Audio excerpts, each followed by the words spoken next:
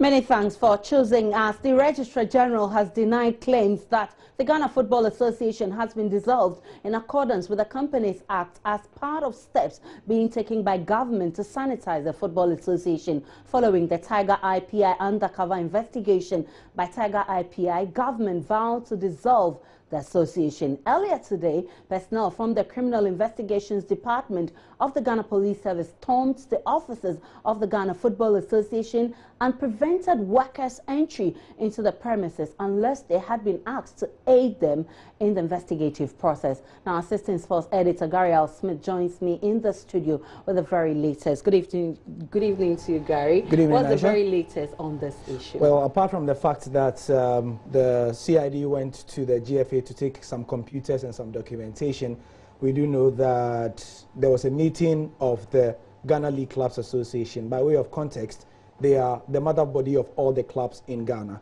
Now, they are important because essentially they are the major stakeholders of Ghana football. What has been come to known as football people, they are the football people. Definitely. Yes. As you know, a 5-member committee had been formed to go and meet the government. The aim of that committee was to persuade the government not to do what you just said, to dissolve the Ghana Football Association. However, today they met, that's the Ghana League Clubs Association, and they decided to change the people who were on the 5-member board, or 5-member committee, and they've made them a 7-member committee. So we'll take a look at the names right now. Now, the 5-member committee was made up of the people you see on the left, Kwekwe Iya, Keto Kreku, Isaac Ado, Nanabein Eisin, and Opokunti.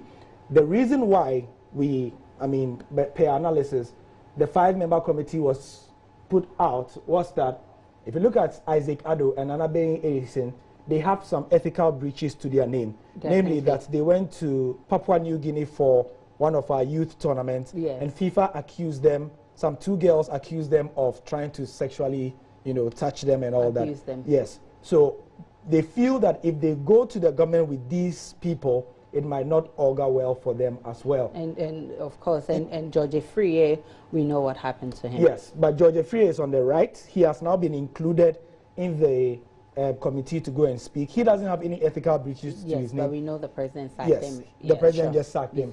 Now, Kwekwe Iya is famously the man who did not collect the bribe on the Anas video, one of the 2 men. Yes, Wilson Arthur is the MD of the Sky Group of Companies, owner of Sky Power Radio at the moment. Okay. And Eskufor is a owner of a club called Unistar Academy. Okay. George Amoako is known as somebody who used to be with Asante Kotoko for a long time. Nana Sambiru Butler, of course, is a name in the Ghana football. He's a football pundit. Yeah, yes. He's a name that has been known in football administration, former GFA boss for a long time as well. He's been in football administration for more than 40 years. And Kujo Fiano, who you spoke to on Friday, being the GALCA president as well. So their mandate will go and meet the government and convince governments that they shouldn't dissolve the Ghana Football Association. Wow. But listening to the Registrar General, who says that, contrary to rumors we're hearing that GFA has been dissolved, nothing like that has happened. Sure. So what's the status of the GFA right now? Well, what the status of the GFA is that as an entity still exists. Nothing has changed at all with the GFA, because if anything should have changed, then it means that the government would have activated certain clause to liquidate the Ghana Football Association. They've not done so. The GFA are not acting, and it seems like they are quiet because they know that fighting with the government will not help them in any way. Definitely, they won't. Because at the moment, fighting with the government is fighting with the wishes of the people of Ghana. So that's why they've stopped all their football activities and they are waiting just to comply with the directives of the CID and then the government. Okay, so what has happened to the meeting? We're told there was going to be a meeting between the GFA and the government with the sports minister leading the team. Has that happened? No, that has not happened. We understand that they've not come to a consensus about when to do that, and so that is the other thing. Quickly as well, GALCA, just before they finished the meeting, when they put up the list of the 7-member committee, they also had a decision that they want to go to Congress on Saturday. That's 5 days from now. They want to make sure that they go to Congress and then they can put things together. Now, the reason why they want to do that is they want to go faster than the government of Ghana to be able to stop anything like the dissolution.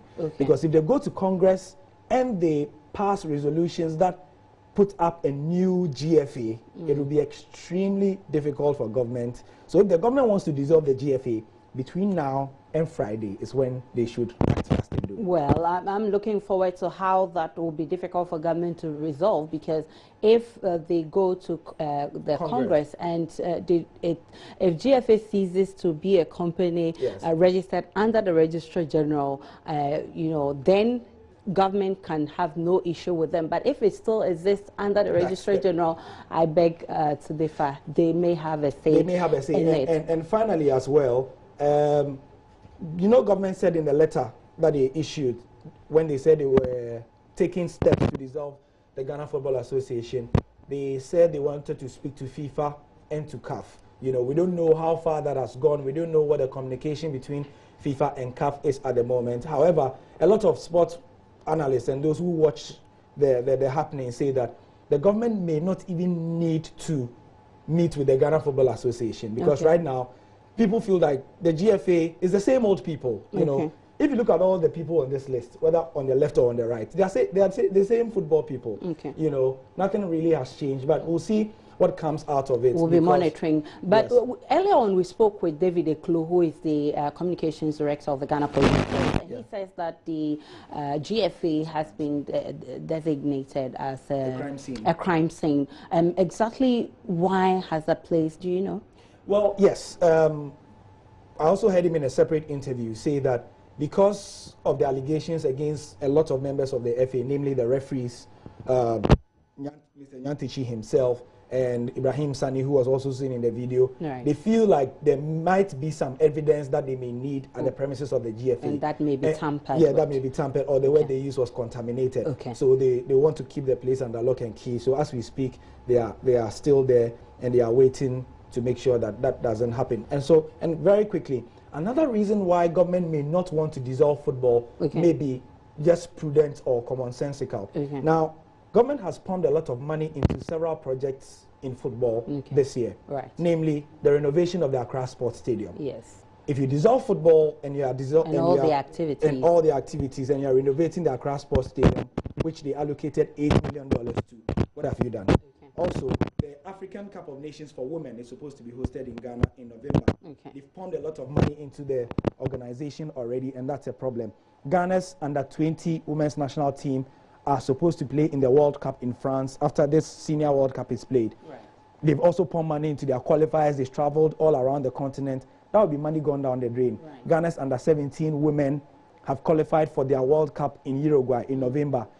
Government has paid a lot of money to help them qualify. So if you dissolve the football, what happens to all these national teams? So I'm sure all of these issues will come up at the meeting with government. Yes, it will come up with government. Try to convince government. Well, so, but let's look at the fact that... Right, so like you say, some of these things will come up with government because the Ghana Football Association feel like they can solve things on their own. I know a lot of people in the public, if you listen to the radio, if you go onto social media, all they want to see is that the government has dissolved the Ghana Football Association, because they feel like the GFA has no credibility, they are the cause of all our problems. However, from a very pragmatic point of view, if you listen to the lawyers, especially the lawyers who speak, they are advising the government to say that they want to intervene in the GFA matters, not interfere. You know, interfering may cause things like the FIFA ban and all that. But if you intervene, you can work hand in hand. So talking about FIFA, I mean, people are more interested in what happens at FIFA and CAF. We know Nyantichi has made some moves over there. What's happening at the international level? Well, Kwesi Nyantichi this morning resigned from his position as a FIFA council member. He also resigned from the vice first vice president of CAF, which essentially made him the second most powerful person in African football. He also left, his post as the WAFU president Zone B as well. And essentially, in the space of 3 days, he's lost everything. Everything he's worked so hard football. For. Yeah, everything football. Maybe he's still having his investment. Yeah. But in terms of his life's work in football, of course, he's a lawyer, he's a banker by profession as well. And he has a lot of investments. So I'm sure he'll go and enjoy them. Thank you very much, Gary L. Smith, for some updates in football. Now, in a related development, General Secretary of the National Democratic Congress, Asiedu Nketia, has called actions by President Akufo-Addo ordering the Criminal Investigations Department to arrest former GFA President Kwesi Nyantakyi as face-saving. The president announced his decision after viewing Tiger Eye PI's #12 undercover documentary, which exposed the GFA president using the name of the president for some dubious actions. Now, Mr. Nketia was speaking earlier on The Pulse with Gift Chando up here. I think that Agnas's expose deserves more attention than is being given by this government. The government is in a rush to make it look like it's just the GFA side that is important. It is not. We apologize in the loss of audio. We'll get it back and bring it to you. But claims that Ghana Football Association has been dissolved in accordance to the company's law has been declined by the Registrar General. There is more in Joy News Prime.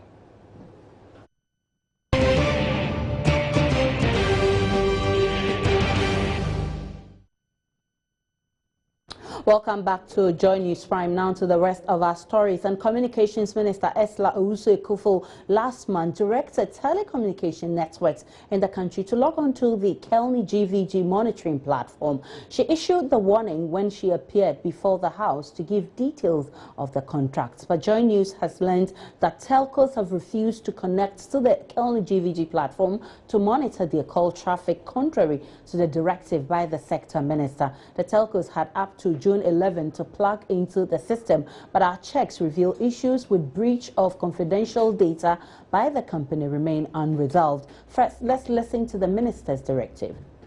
As I indicated earlier, Vodafone and Glo are currently in the process of connecting physically to the common platform. I expect the others to do so shortly. Their deadline for final connection, and I'm reminding them, is 11 June 2018, and failure or refusal to do so will result in the imposition of the specified sanctions. But Imani Africa's Franklin Kujo says the directive issued by the communication minister was faulty to begin with. Well, it was a very weak deadline to start off with. It had no legs on any sound footing. And so the telcos were not going to connect anyway, even if the injunction had not happened. So I don't think anybody can hide under the canopy of an injunction. I don't think so. Given the fire and brimstone that greeted this whole enterprise, I don't think that it is safe to assume that one should be surprised at all. As I said, it was all on faulty legs. And there was no way the telcos were going to connect because they knew exactly what was going to, the deluge of court actions that were going to come as a result if they managed to connect beyond the billing notes. So when this whole thing began, some of us kept warning that even when the court had decided against this connection, the contract was such a horrible one that the guys could walk away with almost half of that money. So anybody can play safe eventually. That I suspect, and this is my policy analysis antennae up, and I suspect that this contract was deliberately done in such a way that eventually if they were prevented from connecting, they'll still walk away with half of that money. 78 million divided into two, it's what? I'm sure your calculators will be ready to do that. Either way, they still get something. So maybe nobody would like to fight it. But let me tell you what else may be coming up. If you look at the Public Finance Management Act of 2016, the contract violates it in several ways. If the injunction comes into effect, then I'm possibly sure that the injunction will also mean that they should be stopped from collecting money. But you see, if the injunction eventually leads to a cancellation of the contract, they're going to get 50% of the unexpired term of the contract.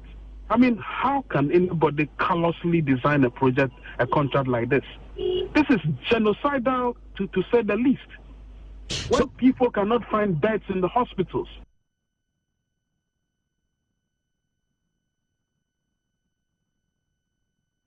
Meanwhile, two individuals, Sarah Asafoye and Maximus Ametogo, have filed a case against the government calling for the Kelny GVG deal with the Ministry of Communications to be cancelled. Maximus Ametogo spoke earlier on Top Story. What he says, so we want the court to at least give us a clearer view, because based on the our own findings, we realized the architecture that they want to implement to connect to the telcos nodes beyond the billing nodes can listen to calls. Because if you pull a call through to me, they start monitoring from when the call started to when the call be terminated. Whatever happens in between, it means they can even listen to the conversation, and they can read text messages that they are monitoring. All those things can be done with the current architecture that they have. And you know this for... We need a court to tell us or assure us that, hey, your privacy will not be infringed based on the technical, specs of this particular contractor. No, but we live by the law, not by the word of a minister. So we are going for the law. And Evans, have you seen the architecture design of Kelny GVG? No, I haven't. Yes. You have? We all need, if the law says you must connect at the equivalent point to the billing system of the network, and you want to go beyond that to tap into the real-time traffic to monitor usage, that is where the data is. That is where communication happens. That is where content is. And that is where the privacy can be breached. We're taking a break. All right. So joining us on the phone is Mustafa Hamid, who is Information Minister, who issued a statement last week saying that government is taking steps to dissolve the Ghana Football Association. Good evening to you, Honourable Minister. Thanks for your time on Joy News Prime. Yeah, good evening to you and to your viewers. So what steps has government taken so far in dissolving the GFA? Well, what the Attorney General has done this afternoon is that she's gone and filed, and because I'm not a lawyer, I will not be able to use all the technical law jargon. But what I can tell you is gone and filed two things in the court, if you want. First one is a petition seeking to liquidate the GFA, as indeed we indicated in our statement last week that we're going to take steps to get it dissolved. So that petition has been filed. Now, secondly, she's also filed what the lawyers call an ex parte motion seeking an injunction to restrain the GFA as presently constituted from operating or from doing any other form of business relating to football. So these are the two things that she's filed. The one that seeks to restrain or put an injunction on the GFA from doing any business relating to football will be moved and I think head tomorrow. And so once we get that injunction in place, then we can inform the Ghanaian people of the series of other things that we want to do in order to clean the stables, as it were, and to sanitize the environment and get Ghana football back on its feet. There's a meeting scheduled with GFA executives with the government. Will the outcome of this meeting have any effect on these steps you've taken? No. I mean, as I speak with you, all kinds of meetings are going on. The Ghana Football Association itself has various bodies under it, CALCA and the rest of them.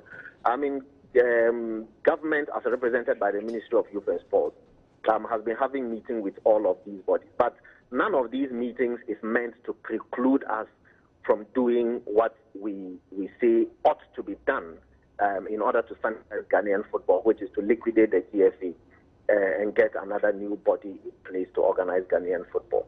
In your estimation, how long will it take government to complete these steps to be able to find finality to the GFA, whether it's going to exist or is going to be dissolved?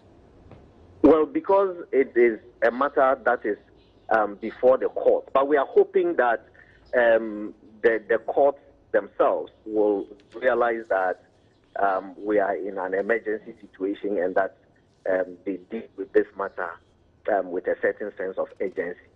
If that is done, then as soon as possible, we would unfold all of these other developments. But quite frankly, because it is in the bosom of the judges, I can't tell you that it will be resolved tomorrow or tomorrow next. Honorable, a quick one. I would want you to react to some allegations. I'm sure you've heard that the former President Mahama is accusing the NPP of plagiarizing some of its projects. He talks about the Kumasi Airport project and other projects in Takoradi. It is doing what? I'm sure you've heard allegations by the NDC, especially from the former president, John Mahama, accusing the NPP government of plagiarizing its projects, one in Kumasi and others in Takoradi. I don't understand what that means, except his understanding of the word plagiarism itself is flawed. Government, or governance for that matter, is a continuum, and we said it in our manifesto, that we were going to continue with every single project that the Mahama administration had left us with. And therefore, I don't understand what that means. That's number one. Number two is that the Minister for Aviation, read the NPP manifesto, and we put a manifesto before the Ghanaian people that said that when we come, we were going to develop the Kumasi airport into an international airport. And so, therefore, we are continuing with that agenda. And therefore, I don't understand what plagiarism means in relation to development. For instance, I can understand it as an academic, but in relation to development projects, I don't understand. He gives an example of he cutting a sword for the airport expansion project, and then the president, Nana Akufo-Addo, also goes to cut a sword for the commencement of the same project. The Minister for Aviation tells me that when she got into the aviation ministry, there was no handing over notes that said to us that we have cut a sword for this project. This is where we are with the project. This is so and so and so, and therefore you can continue from this place. She has nothing. So as far as she is concerned, she's working according to the plans that we already had, or the plans that we put before the Ghanaian people in doing the Kumasi project. So I don't understand what plagiarism means.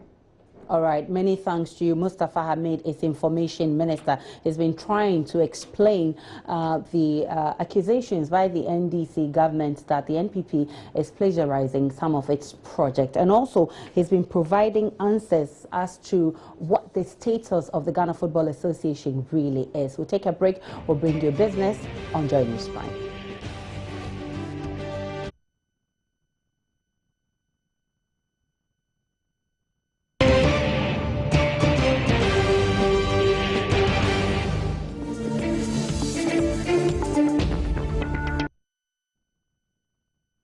Thank you very much for joining me again. This is Business. The Minister for Aviation, Cecilia Dapaah, is proposing Ghana as a destination for the establishment of a regional aircraft maintenance facility. The Minister disclosed this at the validation workshop of ECOWAS member states. The workshop, among other issues, sought to work towards the adoption of a common policy on aviation charges, fees and taxes. Speaking to the press, the sector minister said Ghana stands to benefit immensely should it host the facility. The group of aviation experts from ECOWAS member states sought to address some challenges facing the African air transport market in order to enhance the growth of regional air transport as well as improve connectivity on the continent. The establishment of a regional air maintenance facility was among many initiatives discussed. Minister for Aviation Cecilia Dapaah proposed Ghana as a good location to host the facility. Although we have some repair and overhaul facilities in like Ethiopia, Egypt, we don't have any in the sub-region. And I think this is a very important move by the ECOWAS experts to find us a place to host this very important facility. And like I said, I'm praying that they choose Ghana, and I'm appealing to them to choose Ghana. This will bring us a lot of socioeconomic development to grow our GDP. It will also provide jobs for the experts in the aviation industry. And most important of all, we'll host a number of aircraft in our country. And I believe we have the facility and the capability to host it. Another highlight of the meeting was how member states could work to adopt a common policy in aviation charges, fees and taxes. Pathy Guy is the Commissioner for Infrastructure at ECOWAS.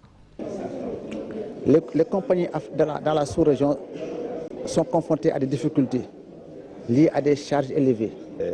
The high cost, high operational cost, and it is related to aviation charge, fees or taxes, which are increasing in number and in amount. Years after years, it is really costly and is a hindrance for the development of the airlines.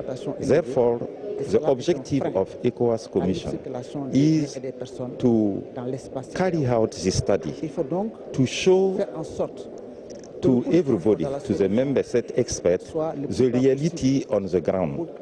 Therefore, to call them and to encourage them to make an effort to reduce. Because if we have high operational costs, we cannot get an affordable airfare. And the aim of free movement of person and goods in the region, it is an ECOWAS policy, cannot be fulfilled. Sheila Tamaklu for Joy Business. In other news, Chief Executive of a savings and loans company, Women's World Banking Ghana, Charlotte Beidou, has called on other micro-lenders to do more for women in agric and women in business in general when it comes to lending. She lamented the low level of lending by such institutions and called for more to be done to ensure women are more included in financial services. Charlotte Beidou was reacting to a directive by President Akufo-Addo to Microfinance and Small Loans Center Maslock to ensure that 50% of all loans granted to women in agric and businesses. I think we have to be there for the women. Even the women at the market centers, they cannot leave their things and come to you. So you have to go there. If we continue to sit in our offices waiting for the women to come, sorry, they won't come. So I will plead with my colleagues and other savings and loan, other microfinance practitioners, other rural banks to go there to the field, because the work is there at the field. The work is at the village centers. They are not at the cities. Unfortunately, we've all been scattered around the cities and we don't even go to the villages. But the hinterland is where the work is. If you claim that you are doing microcredit, micro lending, then your business is not here. Your business is out there in the hinterland. Let them see that indeed you are there to alleviate poverty through financing. Go out there and help a soul. Give 100 Ghana cedis to somebody, and trust me, within 3 months, 2 months, or 6 months, the person will turn this 100 Ghana out and help the family. You have saved a soul. So I will entreat everyone out there, every practitioner, to go to the hinterland. The job is there, not in the city centers. Also, we live in a society where when you're doing everything, you even need the support of your spouse. You need the support of a male counterpart that you live with. I support women a lot. Sometimes, even when they have a property, they want to give it to you as collateral. They want to go and consult their husbands before they can give. So it makes them not coming out. If there is something for a man and a woman, you see that even if the man doesn't qualify, the man will be willing to just come and test and see whether it will happen. But women will try and get 100% before the woman will come up to say something.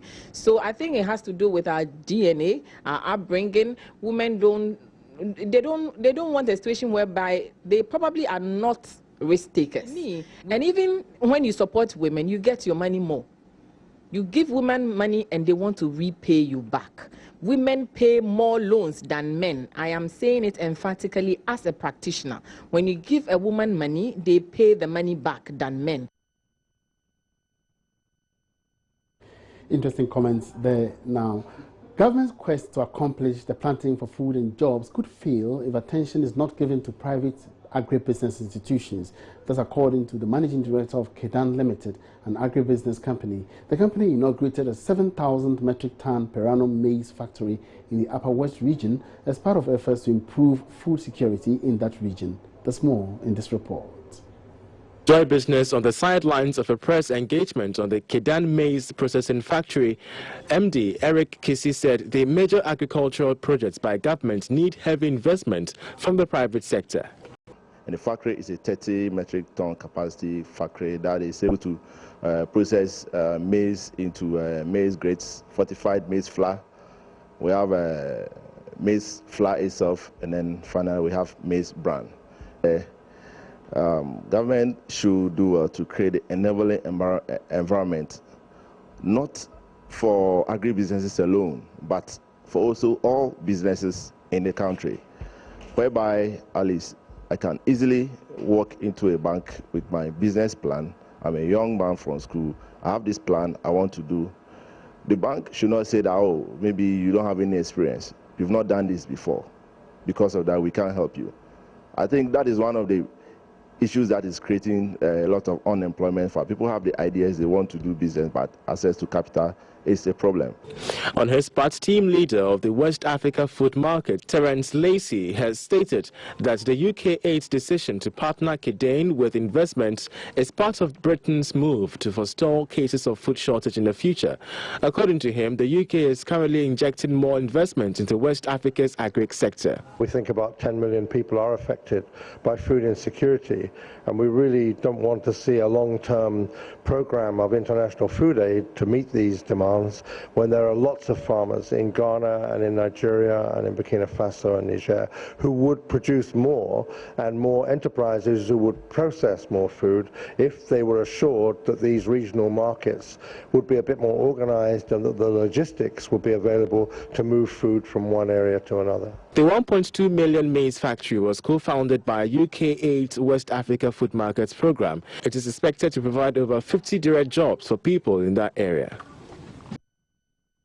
And that ends business for tonight. For more business updates, log on to myjournal.com/business. My name is Emmanuel Abwachi. Riafi Aisha brings you more stories. Have a good evening.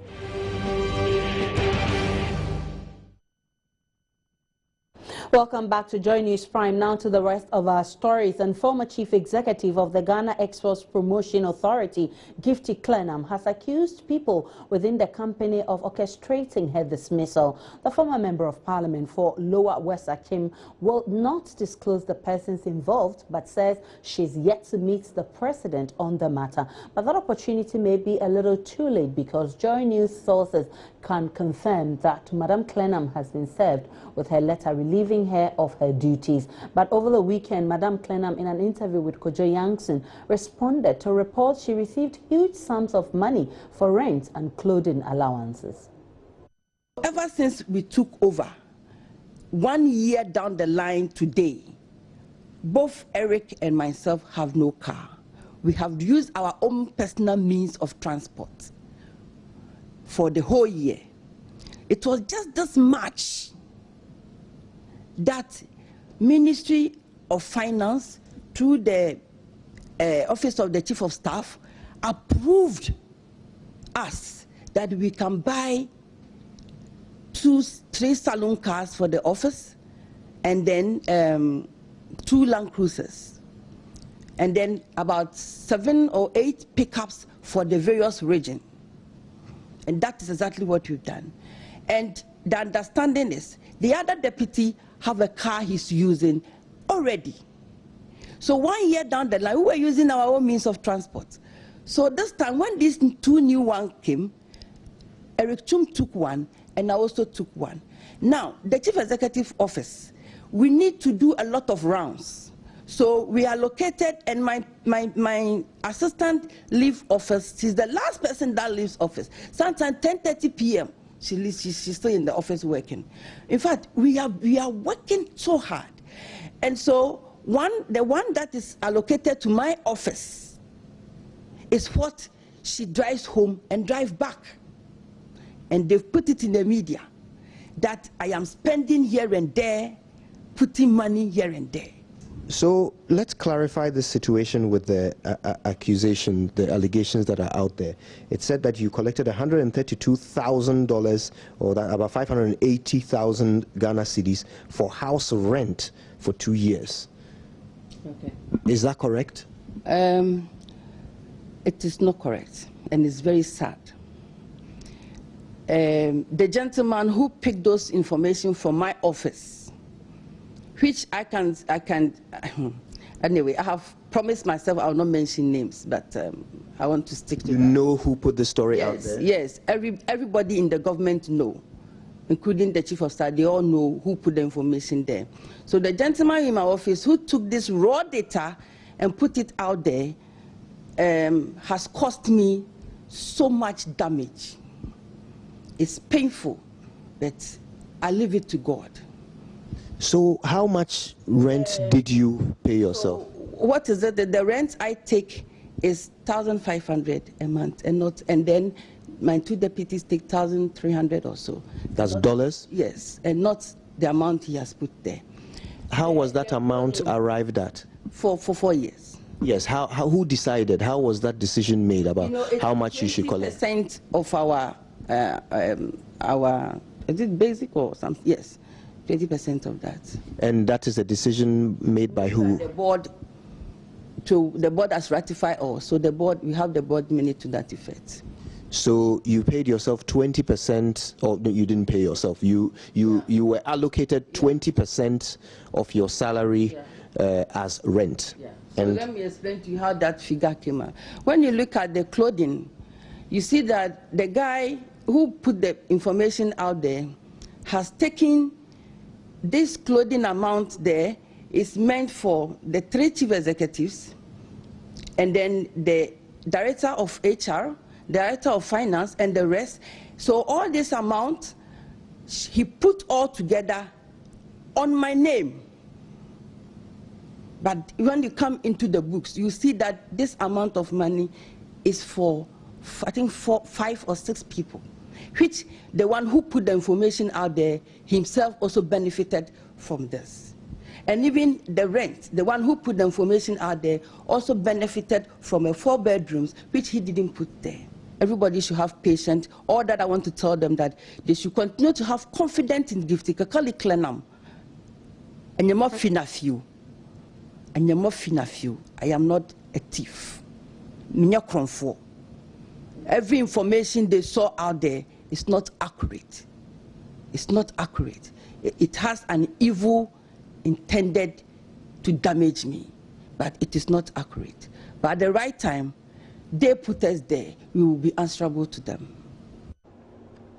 Meanwhile, the outgoing chief of the Korle Bu Teaching Hospital, Dr. Felix Anya, says he has helped the hospital save between 80,000 and 100,000 cedis by repairing its oxygen plant. Dr. Felix Anya explained that during his 1-year tenure, he ensured that the hospital's broken down oxygen plant was restored and supplied to all clinical departments. Dr. Anya received a letter to hand over to Director of Medical Affairs, Dr. Samuel Esiama, though reasons were not assigned for the termination of his contract. My colleague Kwesi Parker-Wilson has the rest of the story from the official handing over ceremony at the Korle Bu Teaching Hospital.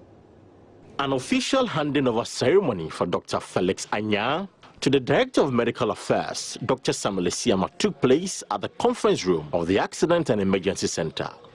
Dr. Felix Anya was appointed CEO of the hospital following the self-termination of service by Dr. Gilbert Bako last February.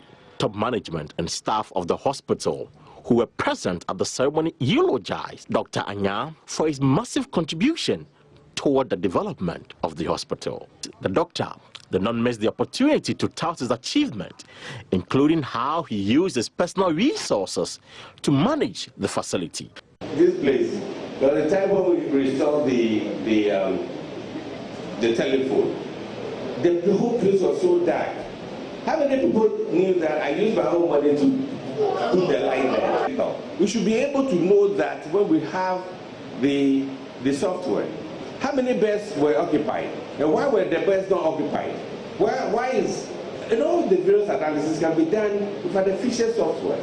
So it is one of the best and the first thing that I tried, and I believe that Dr. Siama and the team and all of you will continue to do that. According to the doctor, his vision for the facility was to make it a center for medical tourism. He also explained that he was not sacked, but was asked to step aside because of his age, and attributed the sack in his dismissal letter to what he calls the printer's devil. I heard I was sacked, I was dismissed, I was all that, and I also heard that they said it is not because of that, but it's my age. I'm happy that the government has come out to say that the first sacking and arrest was not right, and that it was because of my age. I don't have anything against being asked to step aside because of my age, because my age was known by the government before I was asked to come. I tend to believe that the word dismiss and sack were printer's devil. Among his achievements was facelifts of the Accident and Emergency Center. The new facility, with a bed capacity of 80, will be open to the public within the month. Some aggrieved workers who protested against the removal of the CEO say government needs to clear the air on whether Dr. Anya was sacked or asked to step aside for other reasons. They were mentioning some people who have taken money from other institutions. That needs to be sacked, and his name was inclusive. It hurt me a lot. So I want them to come out, tell the public, Dr. Anya, Dr. Felix Kwaku Gamesu Anya did not take a dime from Kolebu. He uses his own pocket money in financing everything that he does. For Joy News, I am Chrissy Parker Wilson. In our headlines, on top of the hour, deadline elapses for telecommunication companies to log on to the Kelly GVG monitoring platform, despite Minister of Communications' strict directive issued some 11 days ago. But Imani Africa's Franklin Kujo, who has been opposed to the deal from the beginning, says the directive was issued on a weak footing. Registrar General denies claims Ghana Football Association has been dissolved in accordance with the Companies Act as part of steps being taken by government to sanitize the Football Association. Also, former head of the Ghana Export Promotion Authority, Gifty Klenam, accuses some people within the authority of working against her. Meanwhile, Dr. Felix Anya, who was the CEO of the Kolebu Teaching Hospital, believes the wording of his removal letter may have suffered some printer's devil interference. In business, Minister for Aviation Cecilia Dapa proposes Ghana as a destination for the establishment of a regional aircraft maintenance facility. The preliminary stages of the National Science and Maths quiz gradually heating up. Achimota School qualified to 1/8 stage after beating St. Louis Senior High School and Tebubu Senior High School. Maxwell Agbagba caught up with them shortly after their victory. Just ended is a competition between Achimota School, Tebubu Senior High School, and then St. Louis. Well, Achimota has won the competition. I mean, in fact, they won this round of competition. They've qualified to the 1/8 stage of the National Science and Maths quiz. Well, they are here. We're going to interact with some of them to find out from them how excited they are and whether they are hopeful of qualifying to the next stage, of the National Science and Maths. What was the competition like? It was cool. Like right from the beginning, we thought it was going to be like a little bit difficult, but like as we moved along, we realized that this was easy. Like when right from the beginning, we were thinking that it was going to be like really tough. But when we started and realized that it was going to be cool, and we cooled down and then we flew. Achimota School is the best when it comes to everything. Like academics, everything. Like you don't need words to say. You can see it for yourself. Okay. Thanks so much for talking to us. So you just heard it for yourself. Achimota School, they've qualified to the 1/8 stage of the competition. They beat off the challenge from St. Louis and then Atebu Senior High School. Now they've made it to the 1/8 stage of the competition, and you heard it from them. They said they are going in not only to the finals but also to win that trophy. She's the head of all the hosts. She's the school of Umebo. She's the glory of the coast.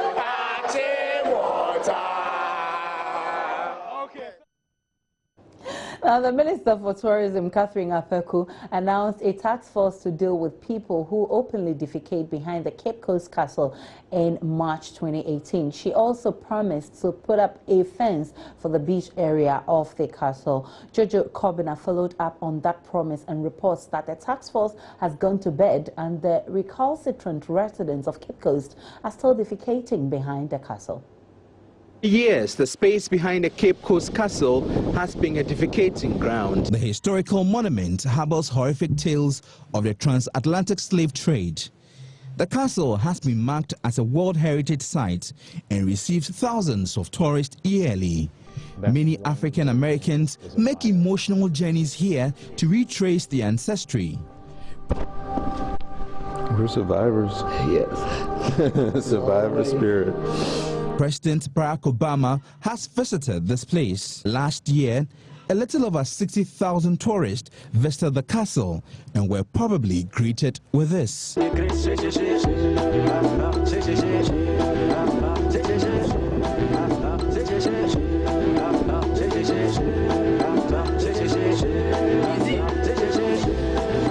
It is unpleasant watching people hunker down, easing themselves. Many residents around the Cape Coast Castle do it without any shame.